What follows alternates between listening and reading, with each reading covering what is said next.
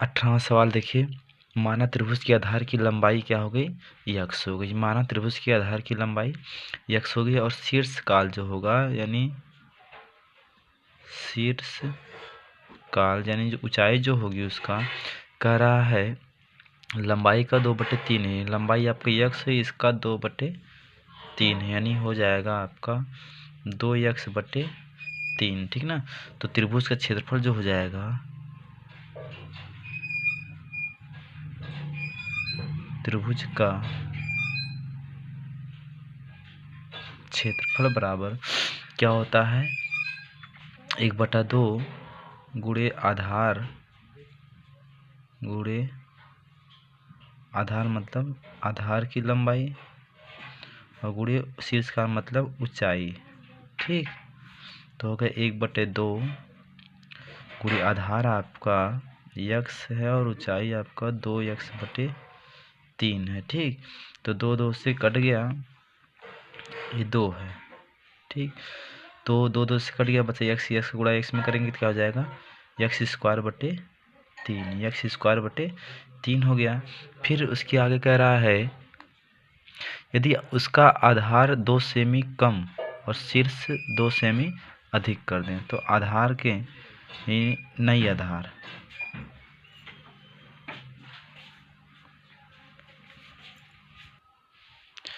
नया आधार आपका x-2 हो गया। उसके बाद नई शीर्ष काल, नई शीर्ष काल जो आपका पहले का 2x/3 है, इसमें 2 अधिक कर दिए, इसको हल कर लिया जाए तो हो जाएगा 3 और ये हो जाएगा 2x + 3 दूनी 6 हो जाएगा, ठीक। उसके बाद त्रिभुज का नए त्रिभुज का क्षेत्रफल तो 1/2 गुणे आधार, नया आधार गुणे शीर्ष काल, ठीक। शीर्ष काल 1/2 गुणे आधार आपका x-2 और शीर्ष काल 2x + 6/3 हो गया आपका। अब कह रहा है त्रिभुज का नया क्षेत्रफल जो है, नया क्षेत्रफल बराबर पुराना क्षेत्रफल, ठीक। तो नया क्षेत्रफल आपका निकला 1/2 और इसका गुणा कर लेंगे x² + 6x - 4x - 12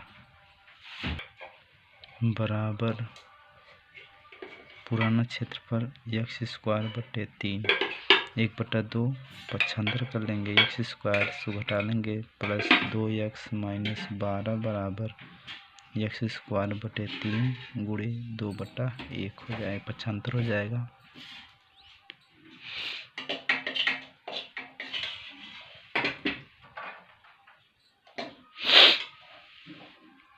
1/2 पक्षांतर हो गया 2/1, तो यहाँ पे x² + 2x - 12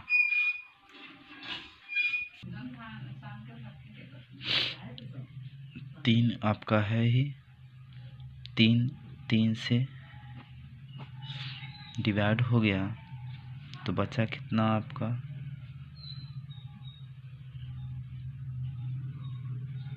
2x², ठीक। तो इसको अब देखिए ये आपका डिवाइड हो जाएगा 2 का यानी 2x² हो जाएगा, तो गुणा कर दिए हैं यहाँ पे 2x² से कट गया तो 2x - 12 बराबर 0 बचा, तो x बराबर बचा, ये माइनस इधर आएगा तो +12 हो जाएगा, तो x बराबर 12/2, 2 छक 12 यानी x बराबर कितना हो गया 6 हो गया, x बराबर 6 हो गया।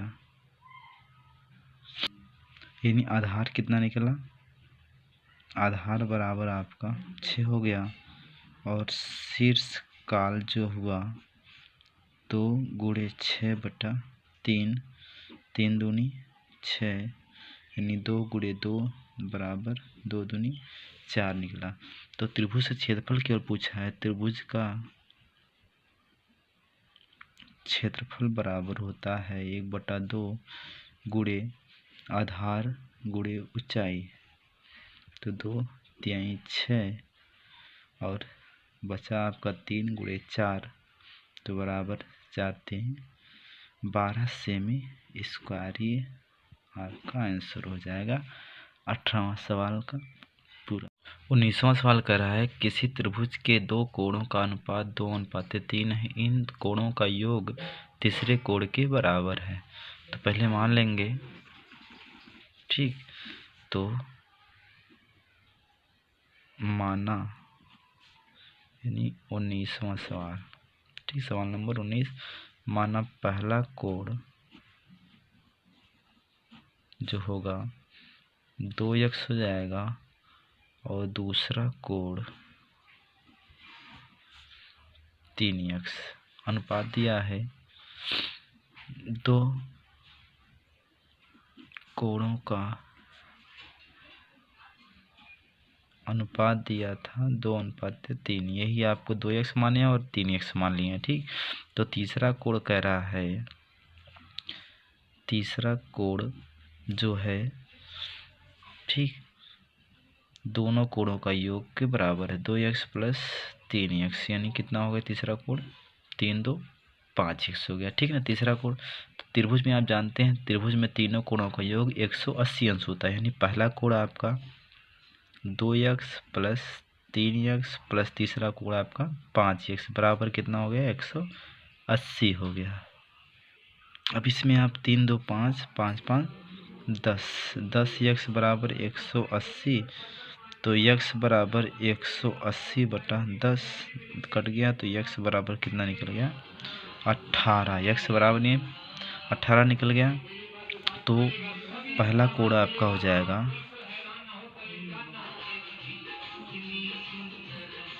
पहला कोण क्या हो जाएगा, पहला कोण आपका 2 गुणे 2x था, तो 2 गुणे 18 हो गया, 18 दूनी 36, यानी पहला कोण 36 अंश हो गया, ठीक। और दूसरा कोण जो हो गया वो 3 गुणे 18, 18 3 54, 54 हो गया। और तीसरा कोण जो हो गया,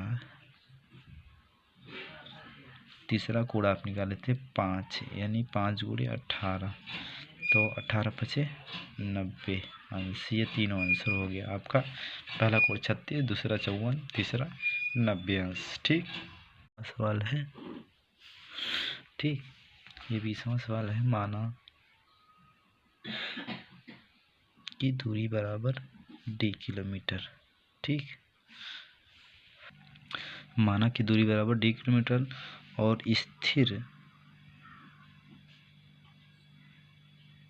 जल में नाव की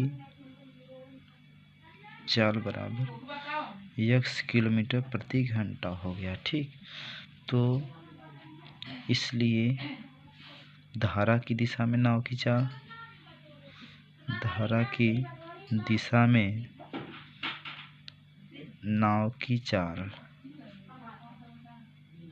नाव की चाल जो हो जाएगी x + 2 किलोमीटर, घंटा चल रहा है किलोमीटर प्रति घंटा, ठीक। और धारा की विपरीत दिशा में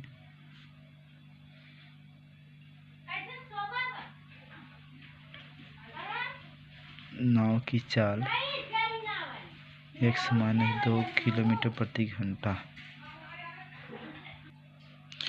इसी प्रकार थोड़ा सोच समझ के लगाइएगा, इसी प्रकार हो जाएगा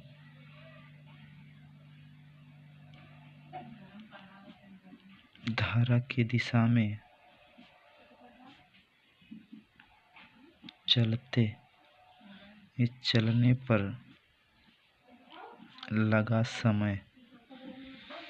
समय जो d/x+2 हो जाएगा। दूरी जो माने दूरी बटे चाल, समय बराबर दूरी बटे चाल होता है। और फिर धारा के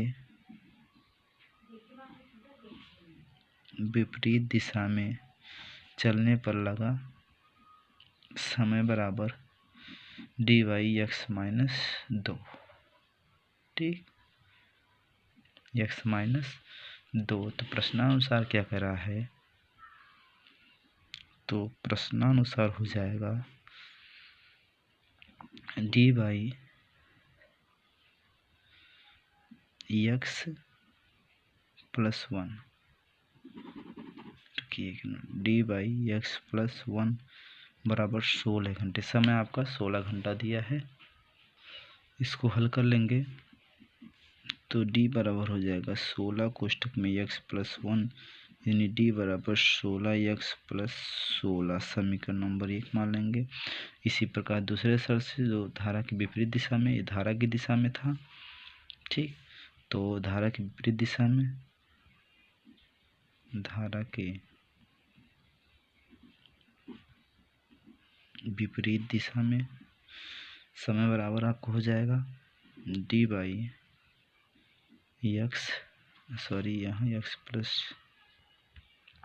यहाँ पे d प्लस 16x+16 दूनी 32। तो यहाँ पे x-2 बराबर 20 हो रहा था, बट ये कर लेंगे इसको। तो d बराबर हो जाएगा 20 का 20, x-20 दूनी 40। समीकरण नंबर 2। तो यहाँ समीकरण 1 व समीकरण 2 से, समीकरण 2 से तो दोनों को बराबर करने पर तो ये आपका हो जाएगा